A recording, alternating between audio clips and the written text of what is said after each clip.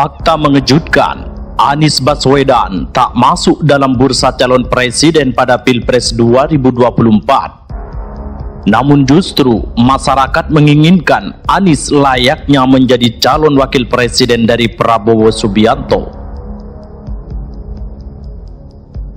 Pandangan tersebut berlandaskan pada penelitian yang baru-baru ini dilangsungkan oleh LSI yang mengungkap fakta bahwa nama bakal capres dari Koalisi Perubahan untuk Persatuan atau KPP, Anies Baswedan, tak tercantum dalam simulasi survei capres untuk Pilpres 2024. Dilansir dari CNN Indonesia, dinyatakan bahwa dalam rilis survei yang dilaksanakan tanggal 31 bulan 7 2023, Anies malah masuk ke dalam bursa cawapres untuk Ketua Umum Gerindra yang kini menjabat sebagai Menteri Pertahanan, yaitu Prabowo Subianto.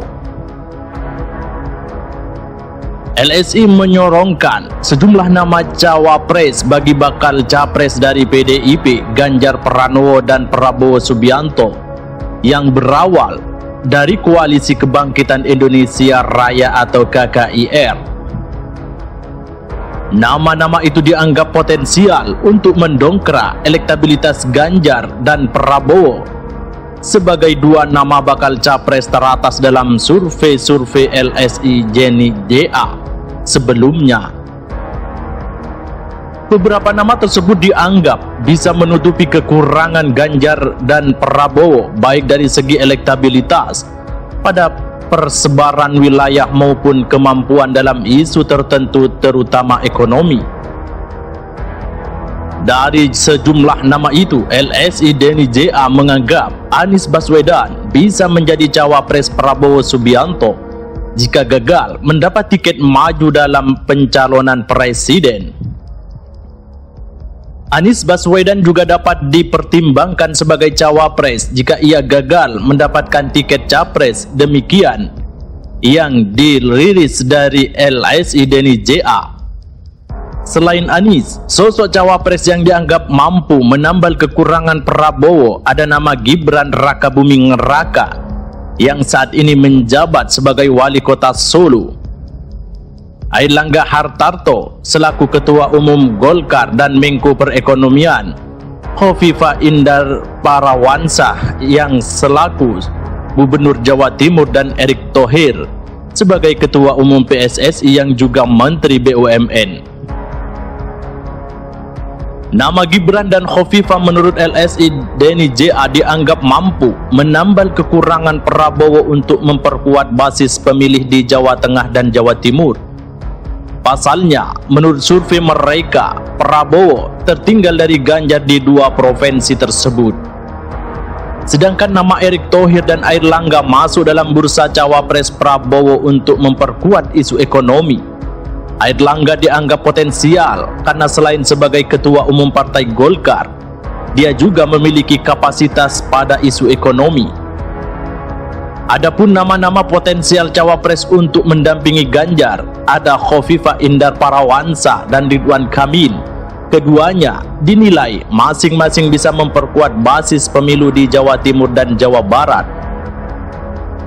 Namun untuk isu ekonomi, LSI menyorongkan 3 nama bagi Ganjar, yakni Erick Thohir, Sandiaga Uno, dan Airlangga Hartarto.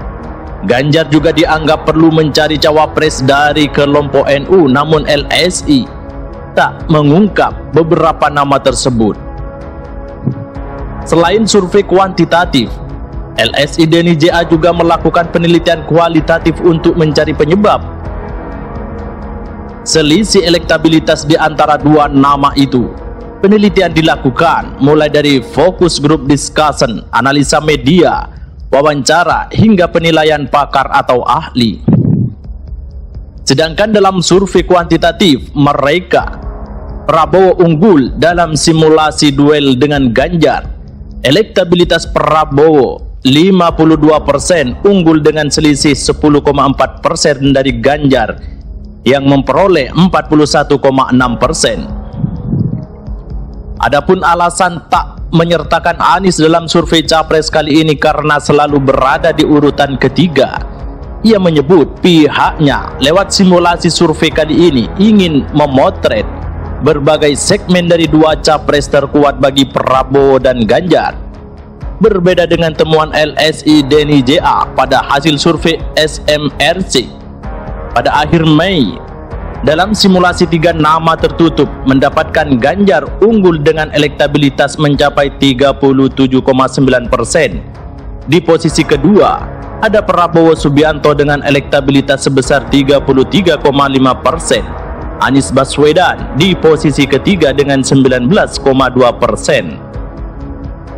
Sedangkan hasil survei indikator politik Indonesia yang dirilis pada 23 Juli lalu, dari simulasi 34 nama semi terbuka, Prabowo unggul dengan perolehan 31,6%, unggul tipis dari Ganjar dengan 31,4%, dan Anies Baswedan